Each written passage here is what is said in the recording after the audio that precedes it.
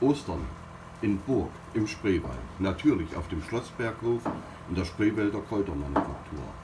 Heute ist zwar erst Montag, aber wir sind voll dabei, Osterspezialitäten vorzubereiten, die es hier nur einmalig gibt. Erleben Sie in der Spreewälder Kräutermanufaktur ab Mittwoch bis Ostermontag.